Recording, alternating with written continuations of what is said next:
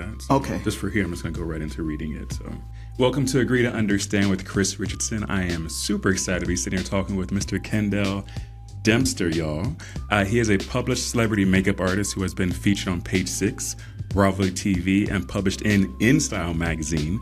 His clients include like Real Housewives of Potomac, Married to Medicine on BravoTV, as well as various celebrities like Maya, SWV, Judge Faith Jenkins, Tammy Franklin, Shepard, to name a few. That is a list, all right? That is a list. He is also an assistant hair and makeup artist for Disney, the Lion King National Tour. I'm sure you've seen that, or you should go see it for sure. And he also runs his own makeup service company, Face by K Dempster.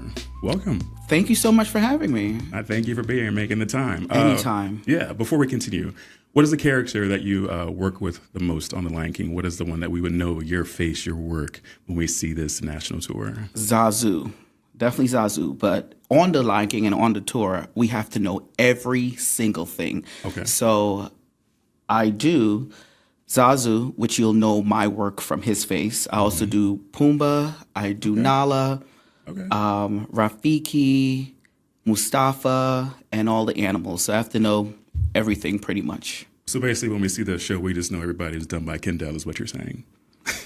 Yeah, you can say that. I appreciate the humble brag. I love it. But we are not talking about all your many talents. We're going to talk about gatekeeping today. And I wanted to get your unique take on that. And just waiting to get on set here, we had our little preamble talk about gatekeeping, and Yes. it just naturally came up.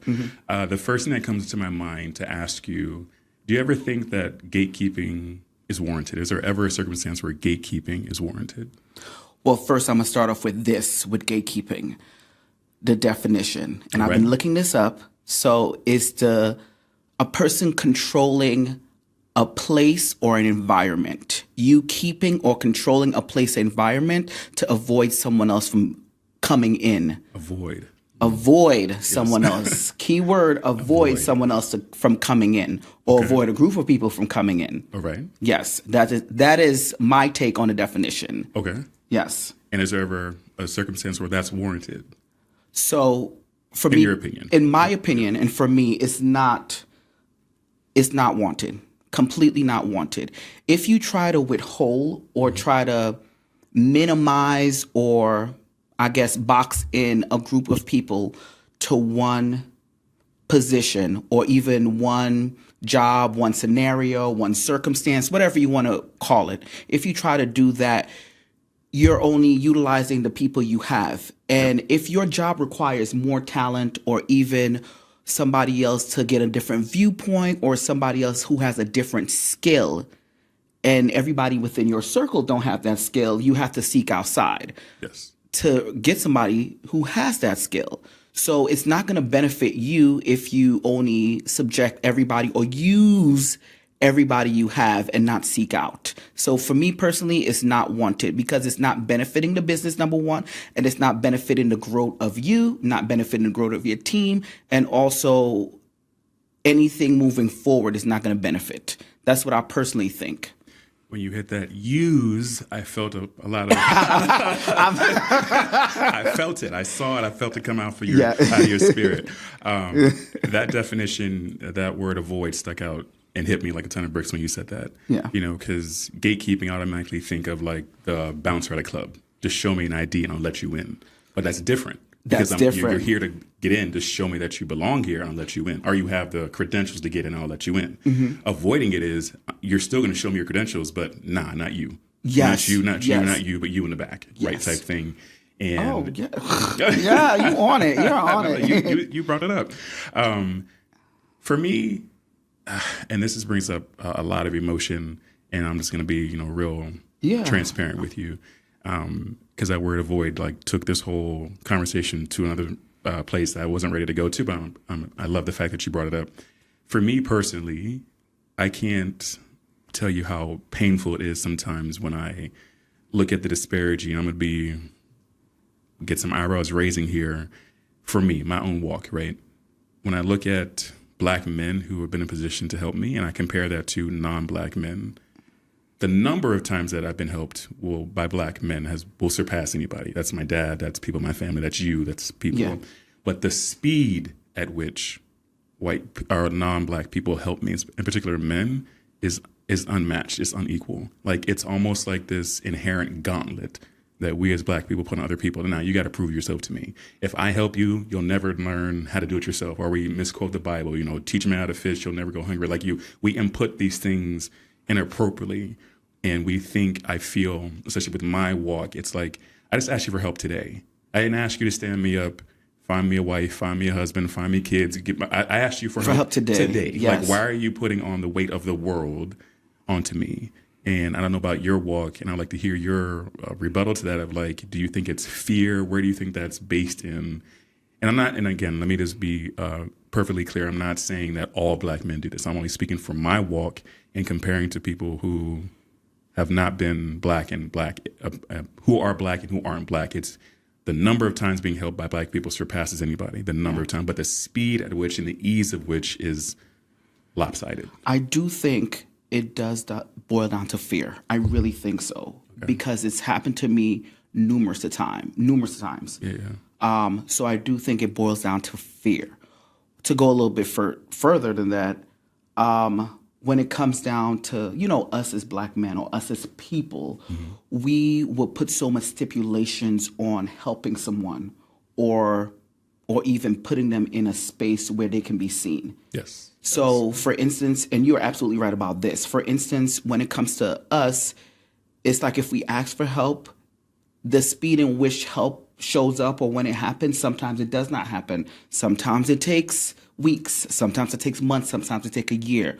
On the flip side of everything, even the way I got into what I got into wasn't helped by us. It was helped by the other side. And the speed in which that happened was rapid. Rapid. Because I had the credential already. And it was questioned on the other side. You have all the credentials. This doesn't make sense. Why is it not happening? Why are you not here already? You have the credentials. So when that transpired for me, it happened rapidly.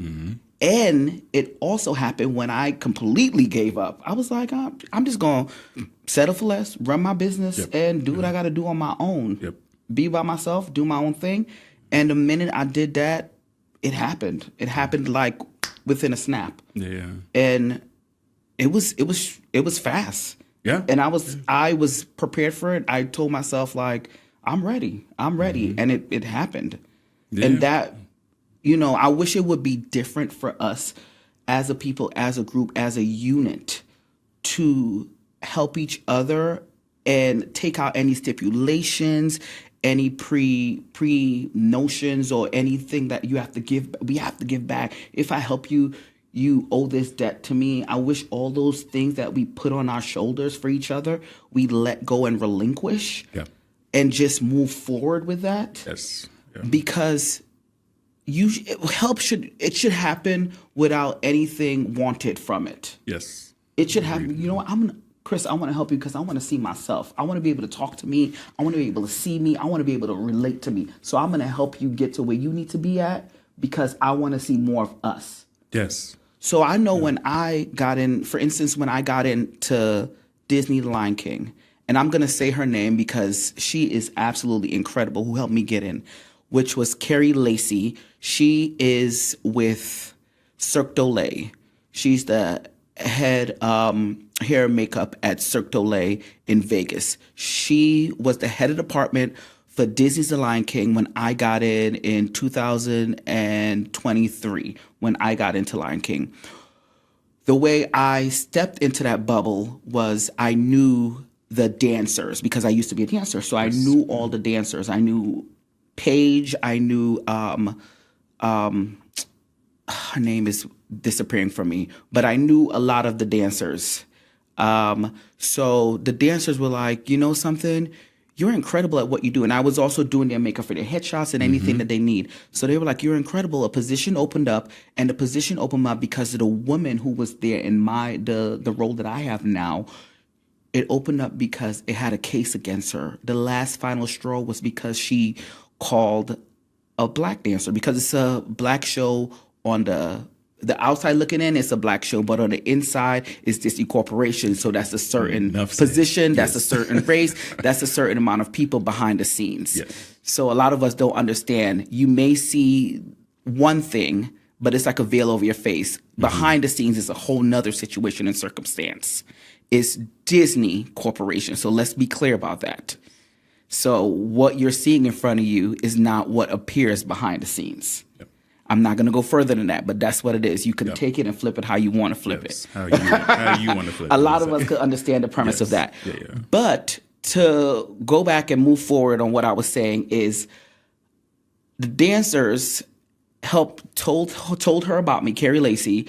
She then looked at all my work. She didn't know me. She didn't know me. The dancers knew me. She didn't know me. So she was like, your work is incredible. You can do the work. Mm-hmm. So she set me up to have an interview. I had an interview with her, who's the head of department, the designer, the assistant designer, who is Ashley Roller.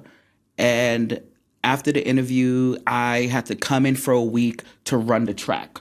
Running a track is a sheet of paper with tasks that you do while the show is happening. It's more than just doing makeup. You have to do various tasks while the show is running.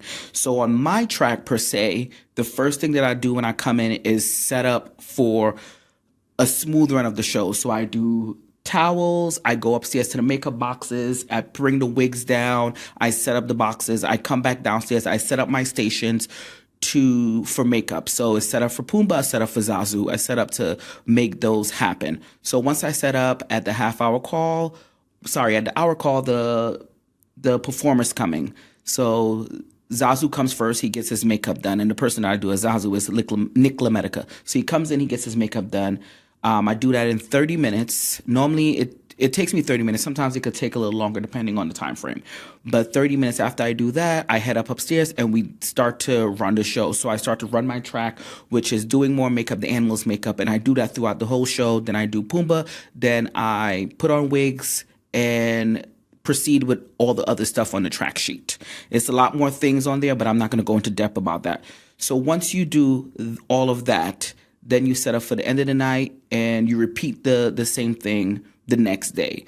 So when I came in to run that track, I ran the track. She taught me the track. I ran the track and she said, okay, this is your night to do it. Somebody called out and she was like, and I was supposed to keep training. Mm-hmm. So somebody called out. I ended up running the track that night.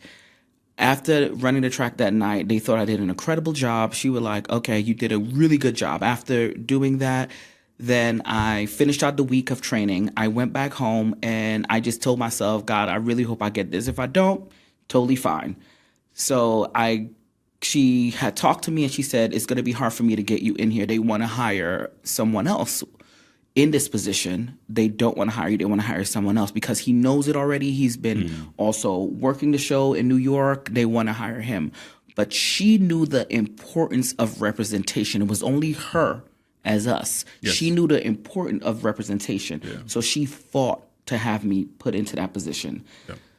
And she won. She got me into the position. Once I got in, everything was going smooth. A lot of the people there taught me and her were friends. Well, we weren't friends. We were work colleagues. Yeah. We just worked together really well. Yeah. She had an understanding from me. I had an understanding from her, and we worked very well together. Yep. A lot of the people there, they thought we were friends because behind the scenes, they hire their friends. Yes. So that's how it is. They hire their friends. She didn't hire me as her friend. She hired me based on my work and my ability, in which my work and my ability met the standards of what she needed. So I was able to pull through. She ended up getting another position back at Cirque du Soleil after a year and a half. She went and she left. Me and her still keep in contact till this day. Yeah. But once she left, the guy that they wanted, they hired him in.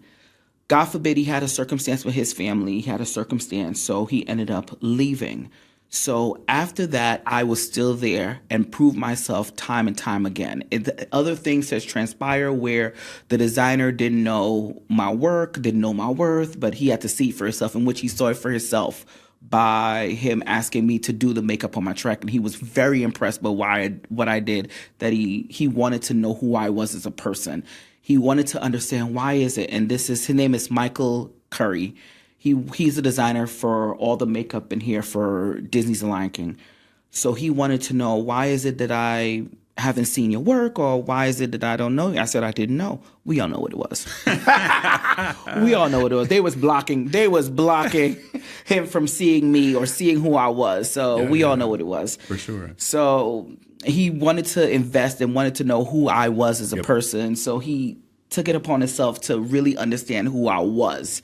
And within that instant, you know, a lot of them behind the scenes started to see me and started to see my work. Yeah. Finally, before they were blinded and didn't want to see my work, but they finally was like, okay, you are really good. You're incredible. Yeah. You know, you're always on point with what you do. You're always on top of everything. You make sure we have what we need.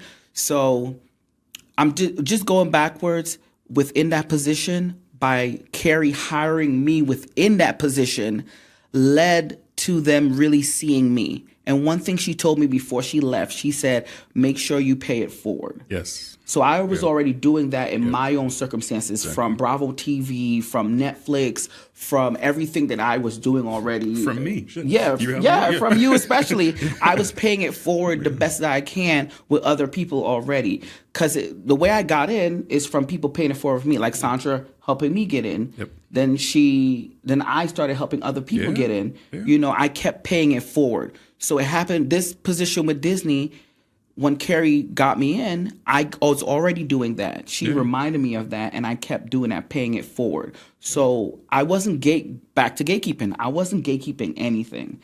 I was opening the doors as much as I can for any and everyone. If I knew you and I knew you were a person who had good qualities and would help somebody else, the best that I can do is open a door. Yeah, what you do with it is whatever you do with it. Yeah, here's the door. Here's the door. You walk through. Exactly. You do what you need to do. Yeah. If you mess it up, it's not gonna. And that's another thing we say. We think it's gonna backfire and it's gonna come back to me like, that was my name. You messed up my name. No, I'm not you. Yeah, exactly. I can only help you get in. Yeah, you do what you need to do. Yeah. Like, it's not going to come back on me because I built my name for myself. Yep. Like, they knew who I am. You can type my name in and see what pops up. Google me. He said Google me. Listen to that. Thank you for that, one. And two, another question popped into my head was like, do you think it's also the fight that people think they have to do and or they end up having to do? Like with your the woman who got you in, like, you know, you said she fought for you. She do you think that fought. turns people off about, I got to fight for this muff, Chris? Like, I have to call off work. I'm going to have to, you know, talk to these people in a way I never talked to them before. Do you think in association with fear, or is that its own separate type of thing? Like, do you even want to put the effort into the fight? Or do I assume it's going to be a fight versus, like you said, let me just show you the door. The fight is on you. Or do you think it's still, oh, no, I'm actually going to have to fight this person, so it's better. Let me just easier to gatekeep and keep them out versus me putting in any effort? I'm happy you said that. It depends on the circumstance. It depends on the situation. It depends on the position. So and I'm going to go back to Disney. With Disney, it's a certain caliber. It is. People think it's just a job. No, it's corporate. I may be doing hair and makeup, but it's corporate. So I have to abide by the corporate rules. I have to abide by HR. I have to abide by what it is. Now, within that, you have people that do what they want, meaning they don't think it's a HR. But what in corporate they do is they build a case. Yes. So back to what you were saying as well, it's the position, it's the space, it's whatever the circumstance is. Okay. So us as people, minorities, we could only, if we feel fit with that person, hey, I'm going to help you out. And that's based on you only. Mm-hmm. Everything is personalized and this is individualized. If I feel like, Chris, I'm going to help you, all I can do is show you and open the door for you. Now, once you get in the door or in the room per se, it's your responsibility to find a seat. Yes. I can't help you find a seat. And nor will I, yes. Now, I could only lead you to the water. I can't make you I can't help you drink. Wisdom by Kendell Dempster. Well, that's by everybody, right? Yeah. Okay, and you're just dropping dimes here. With the water, that analogy, or that, if you can envision it, Do you think, as gatekeepers, those of us who elect ourselves gatekeepers, do you think we somehow... Ooh. You heard that shade in there, right? Elect yourself as a gatekeeper. Real shady there. Do you think we somehow, or where do you think it comes, it's my water, it's my gate? Like, where do you think in the process we elect ourselves, or those of us who have gotten to the point where we assume the gatekeeping position, where do you think it comes in? Like, it's my responsibility to keep you out. It's my responsibility to do what people did to me, to you. Well, you know something, and I would say this, it boils down to the money. Okay. Think about it. That money on the other side, that money within the room is on a whole nother playing field. The money that you make outside of that is, okay, so for instance, I'll talk about my field. So I started off working at MAC Cosmetics, a retail job. You know, capping in at, oh my God, I won't say what I am now, but capping in your eyes. Capping in the retail capping in job. year at maybe 60 just there. Okay. You know, and then with my business that pulled it up a little bit more, another 10K. So let's say capping in at 70. So, you know, you can survive decently. You can have a roommate, survive decently. You can't really immediately to a roommate. Yeah, you can't really do so much. No, I got you. So once you get into the union, shout out to Local 798, I'm in now. Shout out. Yes. Once you get into the union and these positions, or even if you're not in the union and you're working with a celebrity or you're working with a high-end client, per se, as a makeup artist, for an hour with a client, a do and go in New York Standard, you're getting $300 for a do and go. That's to do the makeup, get them all set, and leave. Do the makeup and go. That's it. I've learned a term, do and go. Do and go. I'm gonna say it to somebody do in and the go street. in the industry, $300. All right. If you're doing it with your personal clients, based on your credibility and your worth and your standards and what you have built for yourself, it can be the same thing, $300 for do and go, or it can be $250. You know, on the lower end for an hour with a client, it could be $150, depending on where you're at. Okay. You know, when I first started off, I was building my name. I was charging like maybe $60, $80 for an hour. Now it's not that. We ain't talking about that no more. It's 65. It's fine. It's up there to the 3 for an hour. It's up there. Hey, no, yeah. So with that per se, it's a certain money, a certain caliber. Once the gatekeeping and everything comes into play where we're in those rooms and we want those high position and we have those high position, you get a taste of what the money is for an hour or what the money could be for a day. Within the local, a day with overtime and stuff could go up to $1,500 or go up to $1,200. You know, a full day rate could be $1,200 to $1,500. That's what everybody wants. Think about making that every day, Monday to Friday. You are up in the mid 6 figures. You're set. Yeah, you're set. You're making that money. So once people are in those positions, they start to think like, you know what? I got to keep this. I got to keep this. I got to get every job. You get used to a certain lifestyle. You get used to a certain way. You get used to, you want to withhold that. So you only want people within your circles or maybe just you to have that. So then you start to keep those positions or try to keep people from gaining access or getting in. So you only allow a certain amount of people in, you know, because you got to have allies. You got to have people with skills. You got to have allies. So you allow only a certain group of people. Whereas me, I look at it as though the same way I got in, I got to help other people get in because I want to see it saturated. I want to see it saturated with us because we all deserve a piece of the cake, a piece of the pie, a piece of whatever. And it's so many jobs to go around and so many skills. If we adapt the same mindset as everybody else, hence, not if the minority adopt another mindset as everybody else, it will work because on the other side, they're doing the same thing. They're gatekeeping and helping their people. Why don't we do it for us? Exactly. We gatekeep and do it for all of us. We would all be saturating the space.